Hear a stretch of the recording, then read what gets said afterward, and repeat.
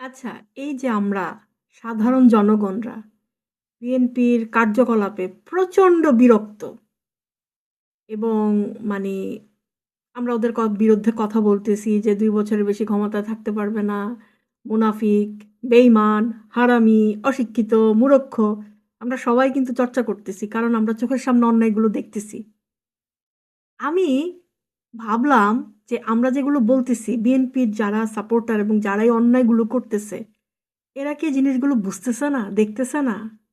বলেন তো, ওরা কি বুঝতেছে জিনিসগুলো, যে আমরা ওদেরকে কি পরিমাণ ঘৃণা করতেছি এবং আমরা যে ভিতরে ভিতরে খেপতেছি যে একসময় এটা ব্লাস্ট হবে এবং টিকতে পারবে না ওরা। শেখ হাসিনার মতো এই স্বৈরাচার টিকতে পারে না, আর ওরা কোন ক্ষেতের মূল্য আসছে? এটা কি ওরা বুঝতেছে না? বুঝতেছে, সত্যি ওরা বুঝতেছে। কিন্তু ওদের ব্রেন কিভাবে কাজ করতেছে জানেন?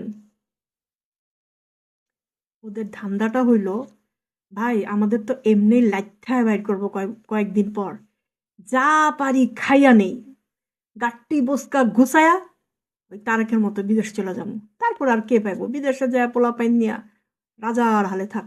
বাংলাদেশের পিছন মাইরা দিয়া যা নিতে পারি, যে কয়দিন ক্ষমতায় থাইকা যা আদায় করতে পারি, চুরি করতে পারি, লুটতরাজ বা চাঁদাবাজি করে যা পারি, খালি একবার পার হয়ে যেতে পারলেই হয়েছে। তারপর বাকি জীবন পায়ের উপর পা তুইলা খাবো।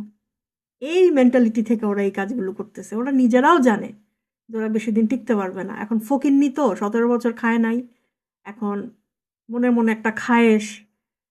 শেখ হাসিনা যেরকম বস্তা ভইরা টাকা নিয়ে পালাইতে পারছে, ওরাও হয়তো এরকম পারবে। অ্যাটলিস্ট শেখ হাসিনার মতো না হোক, কিছুটা তো নিয়ে পালাইতে পারবে।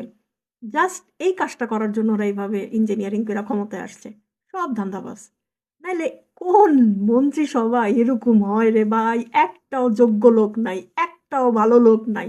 দুনিয়ার চোর স্যাচ্চর ঋণ খেলাপি খুনি বাটপাট দিয়া পুরো সংসদ বোঝাই হয়ে গেছে। এরা যে টিকতে পারবে না, এরা যে মূর্খ, এদের কথায় যে জনগণ অতিষ্ঠ হইয়া মানে এদেরকে যে মানে শেখ হাসিনার থেকেও খারাপ পজিশনে এদেরকে বাইর করে দিবে ক্ষমতা থেকে, এটা ওরা জানে।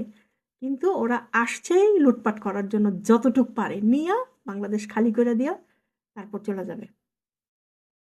আসলে আমার কি মনে হয় জানেন, এই যে বাংলাদেশে লুটপাট করে নিয়ে বিদেশে পলায় যাওয়া, এই টেন্ডেন্সিটা আসলে আমাদের বন্ধ করতে হবে। মানে পালানোর সব রাস্তা বন্ধ করে দিতে হবে। যদি বাংলাদেশ খালি করে দিয়ে টাকা নিয়ে বিদেশে পাচার করতে না পারে আর পলায়া যাইতে না পারে, এই ব্যবস্থাটা যদি করা যায়, আমার মনে হয় দুর্নীতি অনেক কমে যাবে। কেন, ওদের মাথার ভিতরে এটা সেট করা আছে, যত পারি টাকা বিদেশে পাচার করব, তারপরে নিজেও পলায়া যায় ওইখানে সেটেল হয়ে যাব। এই জিনিসটা যদি বন্ধ করা যায়।